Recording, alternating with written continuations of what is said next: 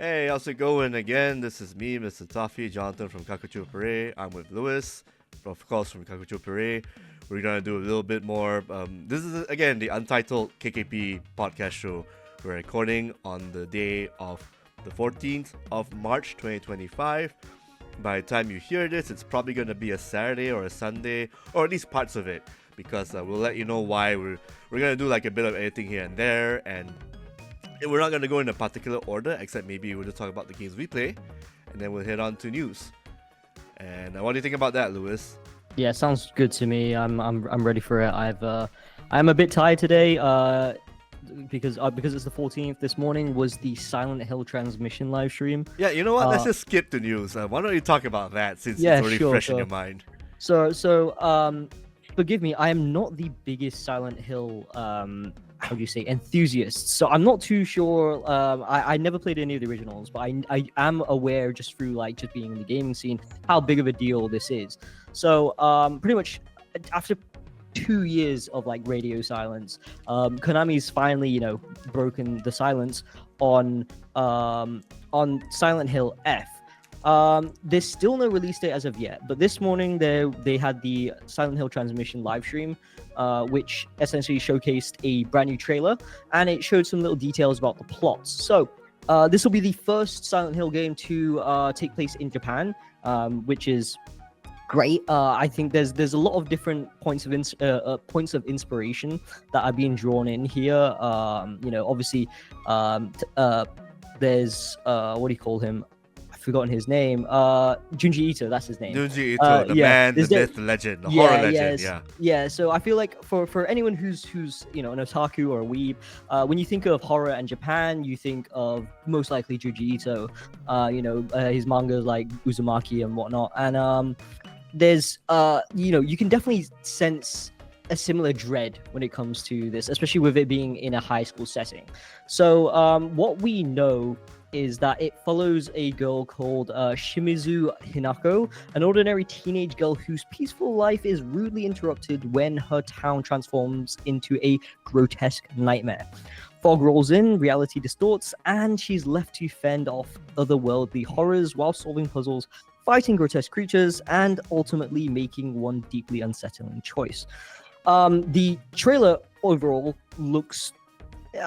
as someone who's not a big fan of horror, it was actually quite hard for me to sit through it. The sound design, at least for the trailer, I don't blame you, dude. I saw a little bit of the trailer, the monster design, everything. It's like icky and unsettling, and dread-inducing. I mean, I don't think there were any maybe there was a jump scare or two I missed, but I get that whole Silent Hill dread horror vibe that I've seen. Mm-hmm. I only played the first game. Mm-hmm. I did not have time to play the second game, which I really should, because I heard the remake was good, and plus it's really hard to find the original unless you have a PS2 emulator or an old PlayStation 2 lying around. Silent Hill 3 and 4, those are also really good games. You can ignore the rest. Okay. Silent Hill 3 is actually a continuation of Part 1. Right. Because you're playing the guy's daughter, the main character's daughter. Okay, and in Silent Hill 4, it's a brand new setting, but it's still the same vibe, everything. It's called The Room because it is set in just the room. And the way they do the level design and the horror and the showcasing, it's quite a masterpiece, to say the least. Yeah. I didn't finish the game, but I really enjoyed my time with it. So much so that I bought the 360 version when it was on sale at Amcorp Mall. Okay. Yeah, I'm surprised Amcorp Mall still hold on to PlayStation 3 and Xbox 360 discs. But I'm happy, I'm glad, Physical media for the win, right? Yeah, I mean, at this point, to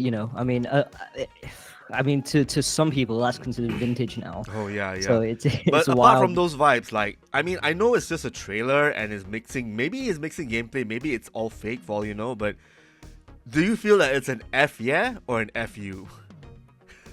Because I feel F right, so yeah.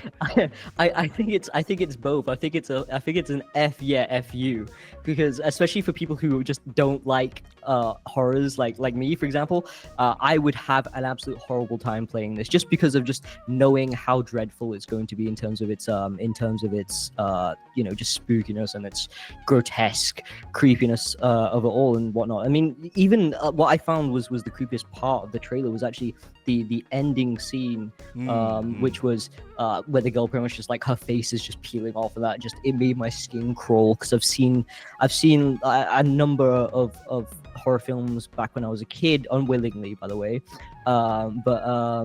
Yeah, and it just reminded me a bunch of those types of horrors that my family used to watch sometimes. Yeah, something tells me is doing a really good job if it's both an F yeah and an FU from you. Yeah. But I think the distressing thing for me is, I guess they didn't say a release date, so maybe A, they might save it for Tokyo Game Show, or B, they might save it for Summer Games Festival, the Jeff Keighley show.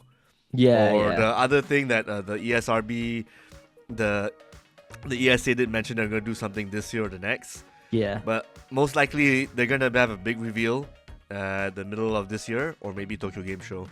Yeah, we'll see. I feel like Tokyo Game Show makes the most sense. I mean, it is, you know, it's Japanese. It's for Japanese game studios, at least it's their E3 essentially, right? Like that's usually where they do announce their biggest stuff, unless they're trying to go for a bigger one.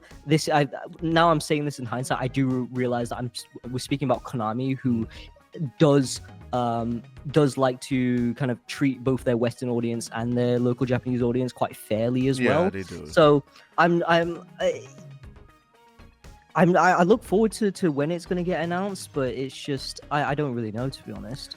Yeah, I mean, I think there's going to be a real treat for horror fans especially. So yeah, looks good, looks promising. Not much details, but even though I'm not in the same boat as you, but seeing this sort of girly thing, you know, this horror thing happening, I'm actually okay with it. okay. I mean, yeah, I'll still get freaked out if there's a jump scare or so, but I do enjoy my horror films and whatnot, like *Malignant* or *Carrie*, and I guess The Thing, the John Carpenter remake, that was really good. Those old vibe horrors, especially Asian horror. Asian horror has always been the more scary one among, because like you said, Junji Ito is a pioneer of that stuff, alongside other artists and writers in Japan. So I just hope, and with Konami being in this boat where they're in a place where they're going back in the games phrase slowly, who knows? I mean, Silent Hill 2 did do really well last year, and that was a game that I kind of wish I played because of all. I mean, you can't cover every single damn game, right? Yeah. So, yeah, that's definitely on my side of the boat here. So hopefully Silent Hill F, sorry, I want to keep saying 4. Silent Hill F would be something interesting and new. Just need a date or a year. Yeah, definitely. I mean, so one more piece of information about it is that it's by Neobards. Now, I'm not personally familiar with Neobards, but they've worked on Devil May Cry, the HD collection, Onimusha Warlords, the remaster, and then multiple Resident Evil titles as well. So, you know, I don't really have experience really playing any of their titles. Do you have any experience? Only Devil May Cry, the HD remasters. That's okay. a pretty good job. I mean, especially since a lot of people love Part 3, so it's a nice way to go back to playing Part 3 without dusting off your PS2 or finding one in that case. Yeah. So, again, I think this sounds like this is your first title, not a remaster. Like an original game in an IP that's been around for decades and generations. So, promising to see how it goes from there. I think we should head on to the other piece of news about EA and Split Fiction. Yep. Okay. Yeah, and then EA and Hazelight, they released last week. We actually talked about it. They released a brand new co-op game called Split Fiction. We talked about it a bit. We talked about my review and whatnot. But it actually surpassed 1 million copies sold on all platforms in the first 48 hours or 2 days, which is just mind-blowing. But I'm not surprised. It's Hazelight is known for its co-op games, and I feel like co-op games, like I said in last week's episode, they're a dying breed. You know, they fill out that niche really well, and people do want copies of something they can play with your partners or your friends and whatnot.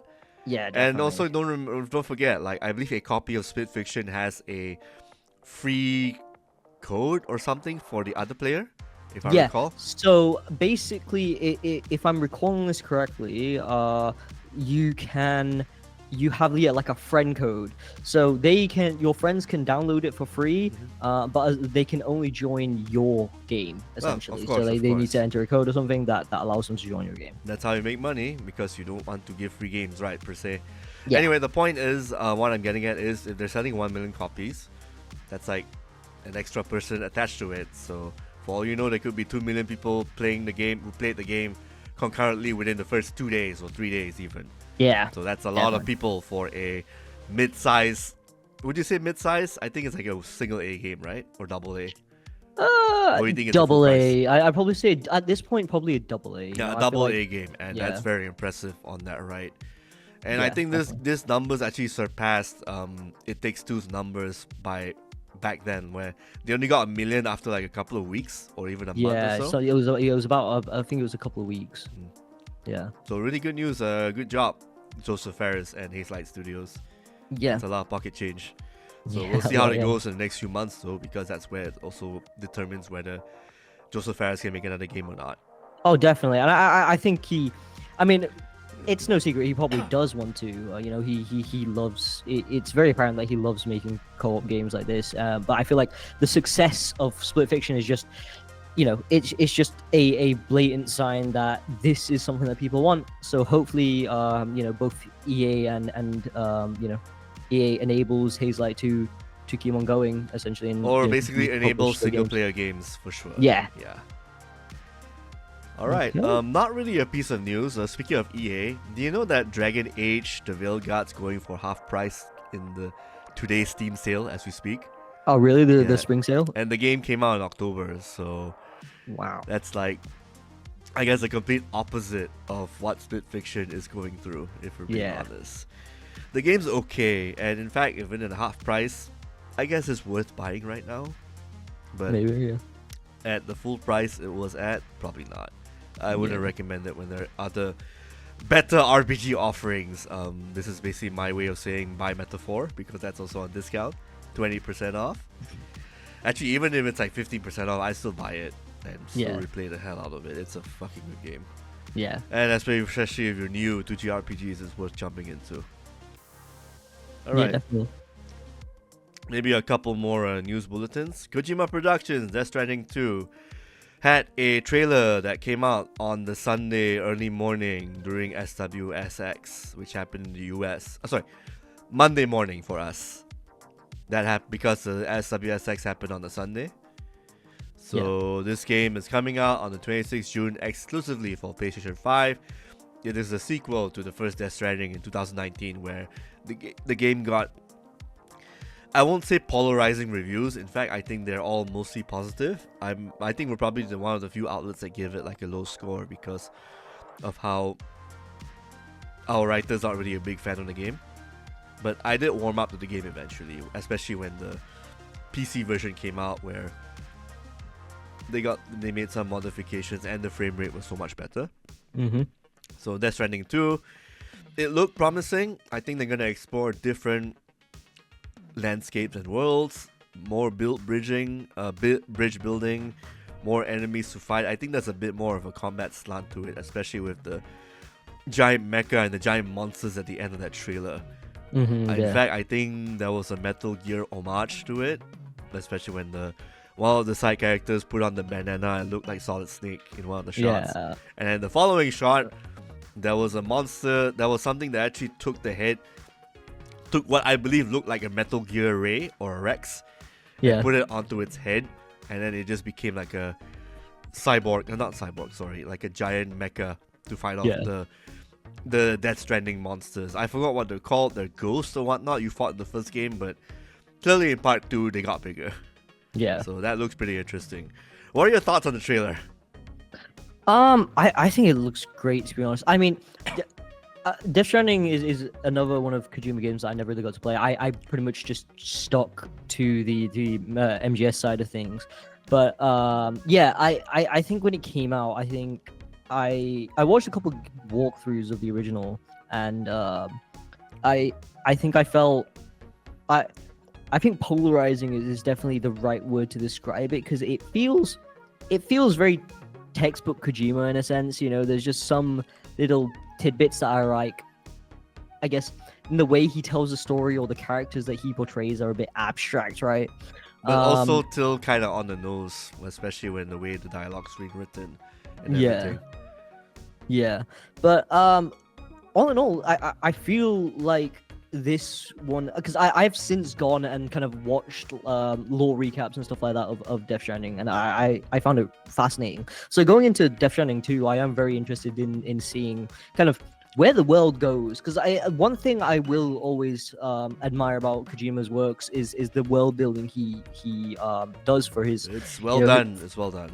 Yeah, exactly. I mean, I love the Metal Gear Solid series and the world he built around that, and equally as much for Death Stranding 2. You know, in a post-apocalyptic Earth, and you know, in the case of Death Stranding 2, you know, the what is, you know, their United States has finally formed, and you know, having to kind of deal with the politics of that as well. I feel like it's going to be quite interesting, because I feel like, at least from my experiences with MGS, the way Kojima's dealt with politics, he makes it seem a lot less tedious, you know, a lot less boring in a sense, and he makes it, yeah, just a lot more intriguing to a gamer. I recently wrote an OP for an editorial on a newsletter for 2013, which should also be published on KKP. It's basically about Kojima and the fact that he worked his ass off from 1986 in Konami. His first game's a Penguin game, a Penguin adventure. And he moved on up doing Metal Gear, because the interesting story is he had to be creative because the MSX couldn't do side-scrolling, you know, as in like transitioning, continuing on the screen. They had to do screen-by-screen transitions. Yep.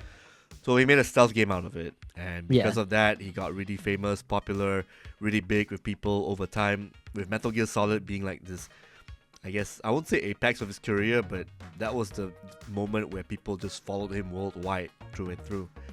So for him to self-accomplish everything here with Kojima Productions, and now be able to live up his dreams of being in Hollywood in a sense, because of all the Hollywood actors popping up in Death Stranding 1 and definitely Part 2, it's well deserved lah in that sense. So he may have haters, he may not be.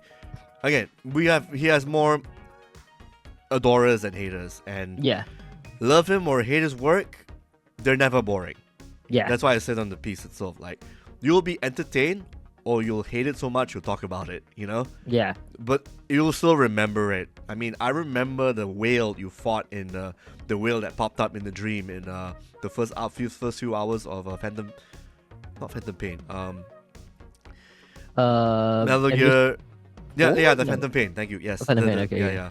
Because I keep thinking the prequel was Phantom Pain, but no, Phantom Pain was the first Metal Gear Solid 5. Yeah. There was the whale, Ahab, and all that shit going on, and then the fact that they played the theme song while, you know, main nemesis drove you to one of the Metal Gears at the end of the game. Yeah. And the way Part 4 ended in the microwave and all the resolutions that happened, it was like an hour's worth of tying up loose ends in Metal Gear Solid, which is really great.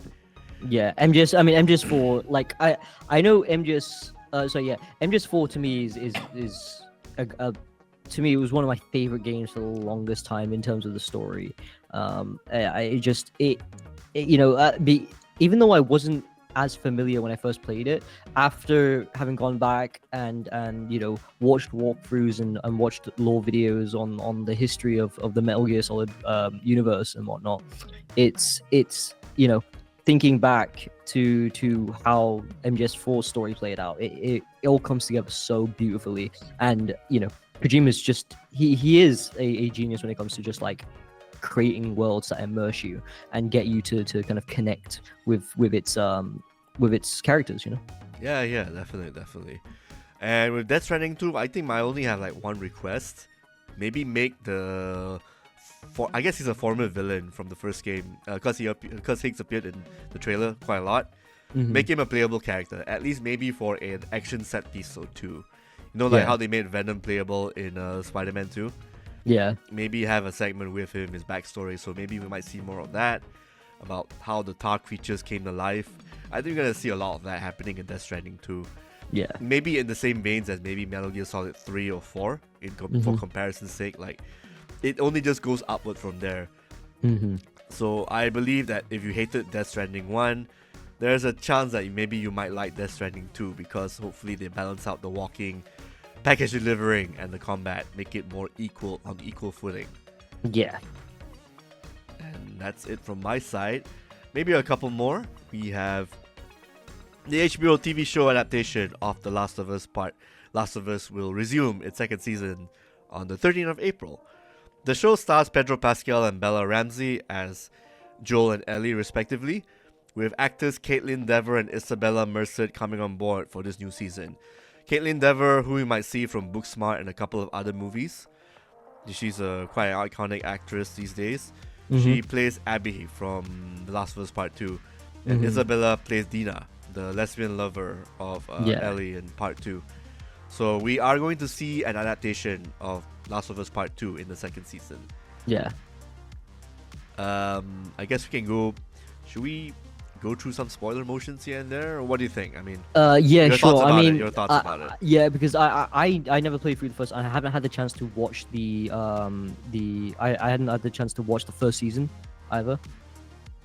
But yeah, I mean, I can ask you a bunch of questions. Yes, please do. Yeah. So I think as somebody who hadn't watched the first season, I think my first question, which you kind of cleared up, which was, is season 2 pretty much a direct to kind of like how Last of Us 1 is into part 2? Season much. 1 is into season 2? Okay. We're going to see basically Joel and Ellie get settled in a new town together with Tommy and his wife. Tommy's the brother of Joel. Yep. We're probably gonna see the inception and the development of this faction called Washington Liberation Front. I hope I got that right, because it's WLF, symbol of a wolf and everything. And they brought back the actor Jeffrey. He played Commissioner Gordon in The Batman. Jeffrey Wright. Okay, Jeffrey Wright. Okay. He plays the general of that group. He voiced the voice. He did the voice of the general in the game. So now you get to see him act as a character in Last of Us Season 2. Yeah. And of course, get to see Abby, her life and everything, and the fated thing that happened to Joel at the end, at the start of Last of Us Season 2. I suspect they're gonna put in that scene at the end of the Season 2. Or maybe they will show a bit of that scene in the first episode of Season 2, and then it'll, like a in media res kind of situation, and then it'll lead towards to the conclusion of that part, how it came to that, because you actually have to see Abby suffer because her dad got killed. Her dad got killed by Joel in the last season of Last of Us Season 1. The one where Joel went shotgun rampage in the hospital to rescue Ellie. Right. And you're gonna have to see Ellie confront Joel about the decision he made on her behalf. Right. And everything. So the repercussions of everything from Season 1 will be felt in Part 2. Okay. I think I felt... Okay, I don't hate... Okay, maybe I do hate The Last of Us Part 2, because I don't like the way they did that bit with Joel at the start. They should have saved that at the end, or find some way to build it up better, or tell the plot better, because I didn't like the structure of the game. And it went on for too long. It's a 20-hour game that could have been 12 hours or 10 hours, honestly. Right. Okay. So I hope the adaptation can right some of its... I'm fine with the core concept of revenge and forgiveness and everything, but I hope the TV show does a better job telling it than the game did. Yeah, it sounds like you have more of a problem with the structure of how the structure of how the story was told, like the kind of almost like the chronology of it, almost. Chronology, delivery, narrative, and the payoff. This just felt... The first game did so much better than the second game. Yeah. But I like the game. I did like the gameplay better in Part 2 than in Part 1. So you can see the contrast right there. Yeah. Yeah, I was gonna ask, how did you find the first season, and like it was great. as both an adaptation and as a standalone kind of series? It's a good standalone, but you don't need to play the game after watching Season 1. Right. And I don't know that show deserves a writer's credit, because the writing has already been done in the fucking game, dude. Yeah. I feel like that should go. Yeah, that belongs to the writers of Last of Us Part 1, or the original PS3 game, by the way. Yeah. So I think the same can be said for Last of Us Season 2. But anyway, I'm looking forward to see how the acting works and how they adapt it, because that's more important. Mm-hmm. Yeah. And you got one more last piece of news you want to talk about? It's unfortunately a closure of a studio. Yeah, so if you guys recall, if you guys are massive FPS fans, then you may have heard of a tactical shooter called Spectral Divide. It was spearheaded by kind of Shroud in a sense. He was kind of the face of the project. Even though he wasn't really affiliated, he was only there as a consultant, as a competitive consultant, just to see how the game is competitively. But he did promote it to the end of the earth, but kind of left it behind, which I'll get into in a bit. But basically, the developers Mountaintop Studios, sorry, announced that because of the lackluster performance of season 1 and how it was just not really received the way they wanted it to, they are unfortunately within the next 30 days shutting down Spectre Divide, as well as the closure of their studio, Mountaintop Studios, which for me is very unfortunate.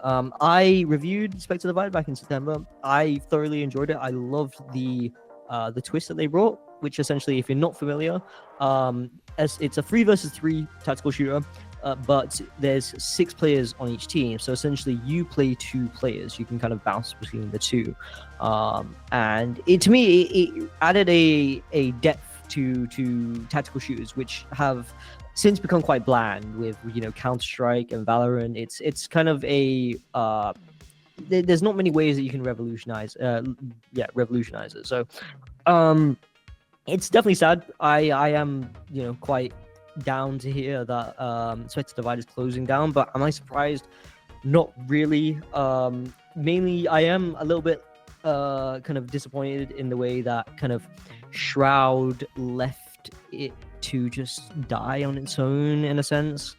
He during this time, pretty much around the time Spectre Divide was announced, and he was just like, hey, play my new game, it's so sick, it's going to be I helped consult on this, and this will revolutionize tactical shooters essentially. He kind of, that was when Deadlock was releasing, and he was saying, oh, this will be this will be like the game of the year for me, like I love Deadlock. And then boom, Marvel Rivals comes out, and then he's just completely jump ship over to Marvel Rivals now as well. I guess someone had enough funds to pay for him to say certain things, right? Possibly. Yeah, that's why you can't trust influencers these days. Yeah. I mean, I love Shroud. As an esports fanatic, he's one of the most mechanically gifted FPS mouse and keyboard players. People got to go where the money is, unfortunately. Yeah, and it is unfortunate. It was a really, really cool game, and it's unfortunate as well. It's weeks after it released on console, which for me, I felt like it would have worked better on console in the first place. It's because it's not your typical tactical shooter either. It's you don't have to stand completely still. You don't have to. Your recoil control isn't exactly precise. It's a little bit random here and there. So it kind of it gives a little leeway for people using controllers. So I unfortunately never got the chance to play with a controller, at least on a console. And I can imagine it probably would have done a lot better from the get-go. I think in terms of just player experience, if it just debuted on consoles instead of PC, or at least at the same time. Yeah, that really sucks. Unfortunately, I mean, I don't think I have anything else to say to add into what you're saying. Except, again, just because you have a good game, if you're not marketing it really well and everything post-launch. And it also is about timing as well, too, like you mentioned, Deadlock, Marvel Rivals. Yeah, there's only room for, like, one big title. Yeah, and I feel like it still stings as well, because, Concord wasn't too long ago, too. Yeah, and it died, like, 2 weeks?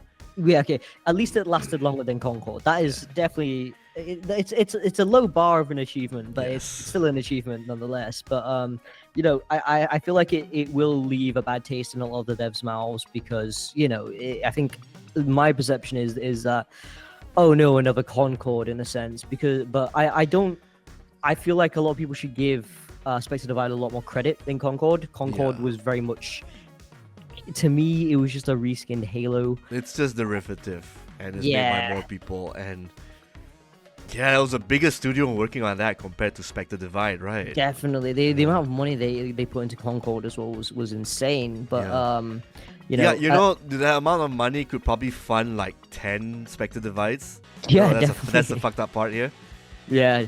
This is so angry, man. Holy shit. Yeah, I mean, Think about it. you know, we're getting to a point now where it's, you know, there's so many layoffs and studio closures happening left and right in this Oh my day and god, age. like one Concord project could probably fund 10, 20 seasons of Spectral Divide. Yeah. Doesn't that make you angry, man? Honestly? Yeah, it's so annoying, and yeah, it's unfortunate. Which, you know, I feel like will become this will also be very topical later when we talk about games that we've been playing as well. Yeah. I've got something to talk about.